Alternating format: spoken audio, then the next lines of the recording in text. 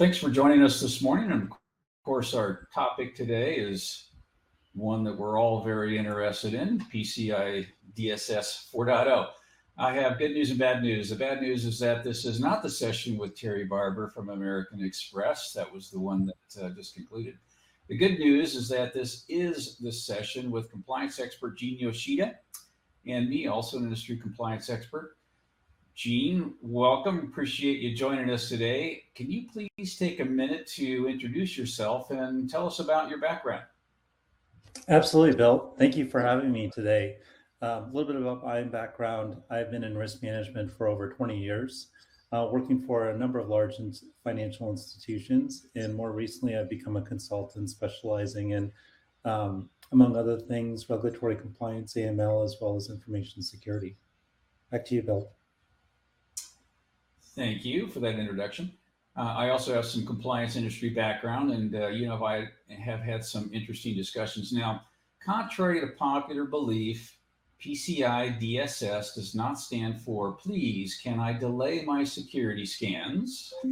But as we all should know by now, after the previous sessions, it does stand for Payment Card Industry Data Security Standard. Gene, take a minute and talk about which organizations, industries, etc., does this impact and what does it entail? Absolutely, Bill. Just to give a quick overview, it's really to ensure that any company that's accepting, processing, storing, or transmitting card info is secure and meets the standards of PCI DSS, and that can include merchants, service providers, and other financial institutions as well. Now, the transition period, of course, is scheduled for the end of March 2024, and it will take full effect a year later. What are some of the primary differences as compared to version 3.2.1? Absolutely. There's heightened encryption requirements, authentication measures, security controls, and also education is going to be a large piece of it as well. So education and guidance, including clarifications, examples, and additional documentation. The scope also is increased and deals with emerging technologies and payment methods. And in terms of compliance requirements, it's a very evolving landscape. And so PCI DSS is seeking to meet that changing landscape with some of the technological advancements there. Got it. Now, there are some myths. We've heard several of the myths in previous sessions. And one of the myths is that many organizations believe that if they're using tokenization, which would be provided by credit card companies, that somehow they're exempt from complying with PCI DSS. Is this true? I'm glad you raised that, Bill. That's a common myth that's out there. And while tokenization and some of these technologies can reduce the scope of PCI DSS compliance, they don't exempt the organizations entirely from compliance with PCI DSS. So very valuable security measure, but it should be part of the broader compliance strategy to comply with PCI DSS. Gotcha. Now, of course, tokenization essentially removes some of this information during the transactional period. So the transaction tokenization, from what you just mentioned, doesn't completely remove your requirements for PCI. You still need to comply. You still have to have compliance, cybersecurity controls in place to ensure that you're not going to fail an audit. Do you believe that the advent of 4.0, because there are new requirements and they've turned up the dial, if you will, that auditors now will be even more scrutinizing and diligent, which could result in more audit failures if you are not doing the things that you should, especially from a cybersecurity control perspective?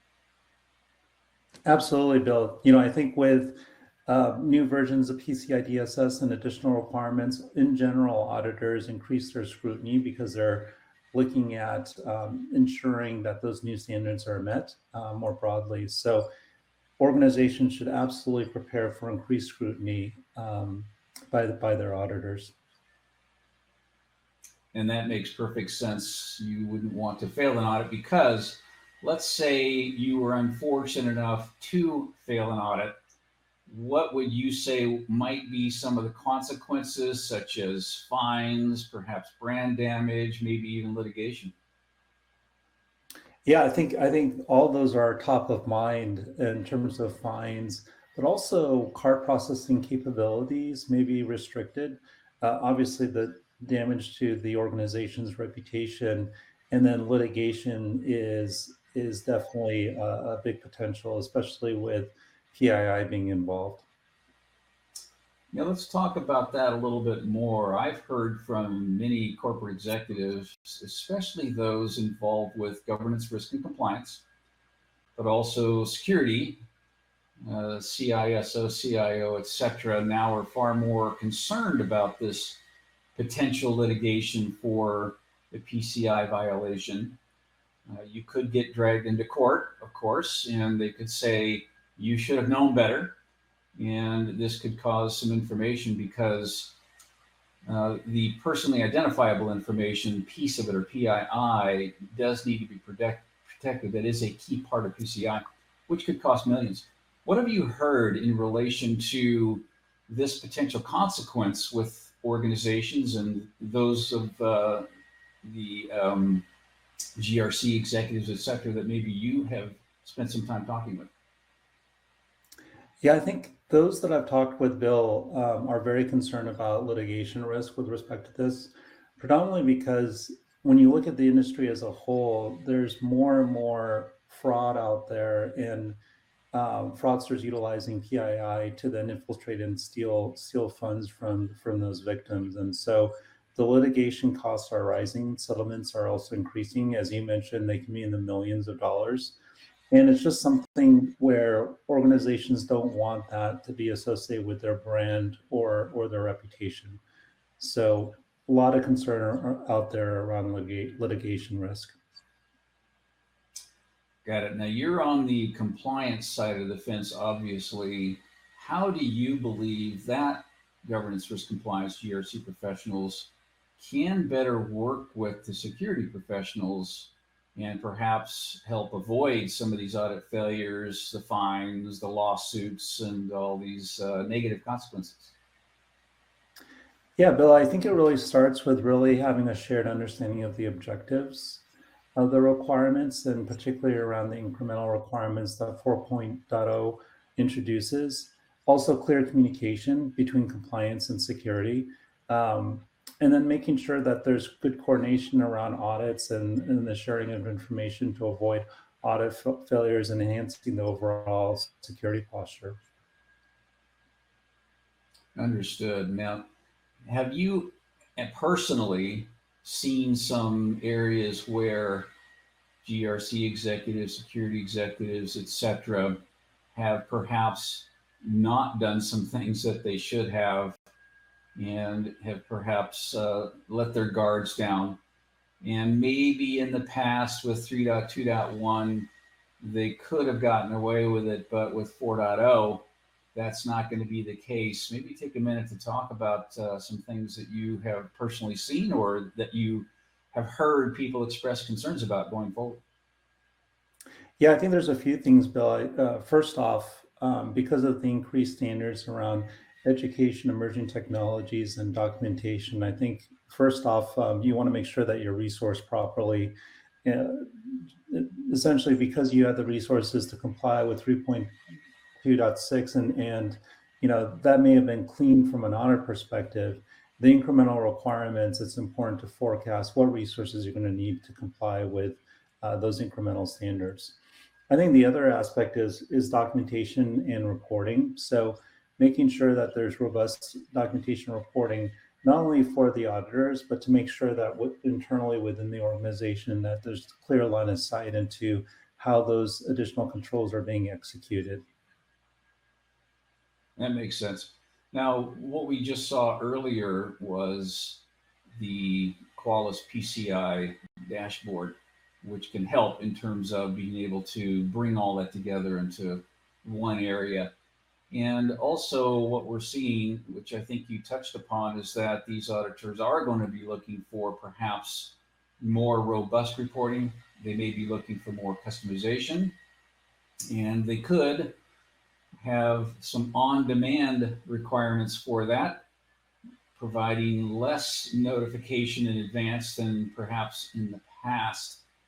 What are you hearing in relation to concerns around not having the ability to provide some of the more robust reporting that could be required, as well as customization? Yeah, I think the customization, Bill, that you hit upon is critically important, right? Because if the capabilities of the tools that you're using are somewhat fixed and static, then there could be quite a big investment needed in order to adapt those reports to the new standards. And so the ability to be able to configure and customize reports is critically important in order to up their game and comply with the new reporting and documentation standards. That makes sense. Now, many organizations are resource constrained, and they may be ignoring some alerts, etc. There are some requirements now to ensure that we are not only looking at the more, say, concerning alerts, maybe the higher or the medium alerts that you might have. And this could be in relation to file integrity monitoring or whatever solutions you are using. What are you hearing in relation to more strict requirements going forward, especially in not being able to ignore some of these alerts? For example, many organizations ignore as many as 30% of some of their perhaps termed less important, less critical alerts. What would you say are some of the things that perhaps you're hearing that may be of a concern there, or that perhaps the experts out there are advising that we should not continue to do if that's been a practice of the past? Absolutely, Bill. Great question. No, I think it's really important to measure the effectiveness of those alerts, but also create more automation to where they're being prioritized for the most important. Let me dive into the first one and double click on that one first. When you're looking at alerts and their effectiveness, I think what really matters is also tracking false positive and true positive rates and understanding when those rules and alerts need to be further calibrated. Secondly, with regard to prioritization, I think what needs to be incorporated is automation that is looking at some of those new standards and understanding where there should be maybe a further review of alerts. That is to say that maybe you want to reduce some of the thresholds or increase some of the prioritization of other alerts in order to have a more fulsome scope. Got it. Thank you on that one. In relation to resources and enough people, that is going to be a concern going forward. And we have heard that automation can help with this in the past.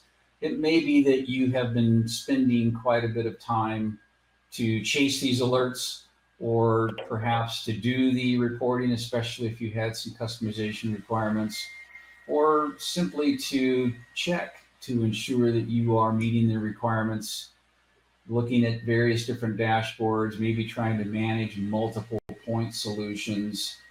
Most organizations don't have enough people to create the IT support tickets, to do all of the triage, the investigation, etc.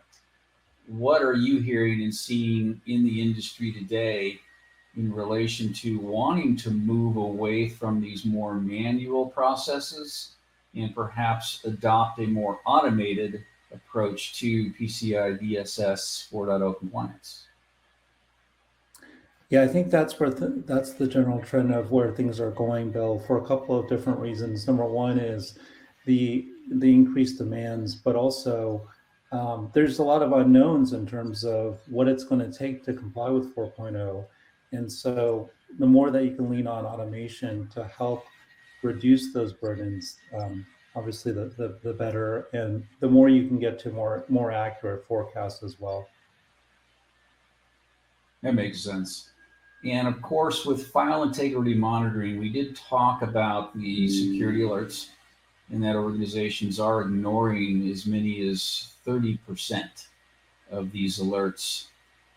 And maybe that was a practice you could perhaps get away with in the past, but going forward, that could be perhaps a concern or a red flag that gets raised, especially within an audit area. But it's also a security concern if you're ignoring these alerts. The bad guys have figured it out. They know how to get into the back door now, and they know how organizations may be letting their guard down to ignore them. So obviously, you need to have better noise reduction, which is a specific requirement for PCI. Now, file integrity monitoring is mentioned by name actually, but it's also covered quite a bit within the PCI regulations. What are you hearing in relation to the requirements now going forward to ensure that you not only have file integrity monitoring or FIM, but you got adequate FIM that can give you all the advantages, capabilities that you need? Yeah, absolutely, Bill. Yeah, I'm hearing that, similar to many of the other requirements, that is a key requirement for 4.0. And also the ability to discover and protect middleware and databases with a compliance solution, I think goes a long way in order to address that. That's what I'm hearing in the industry about file integrity monitoring. Understood. Now, you did mention middleware and databases. This has been an area that perhaps from a discovery perspective hasn't been covered very well. A lot of organizations don't have solutions that can adequately detect middleware and perhaps databases that are being used. And especially if these databases have information that could be related to PCI compliance. So it would be now a very critical requirement in order for you to be able to detect some of the things that you may have missed in the past. Do you believe that auditors now going forward will be taking a harder look at this and perhaps wanting to ensure that organizations aren't missing some of the things that they should be taking a look at so that they are not perhaps failing an audit, but more importantly, they're not exposing information that they shouldn't? Absolutely, Bill. I think middleware and some databases, but middleware in particular, have been considered on the fringe. But I think that's also why they're particular targets and exposures, and so auditors will almost certainly be including them in scope as well. And also, not being able to flag exposed PII in web applications, that's another area that could be potential for audit failures. Got it. Now, one of the key things with PCI, and this is true really for almost all regulatory compliance requirements, it really comes down to PII, as we mentioned earlier, personally identifiable information. It's protecting that PII. And that can be found in a lot of places. And again, we've heard tokenization can help, but it doesn't perhaps obviate the need to make sure that you are compliant in many of the other areas.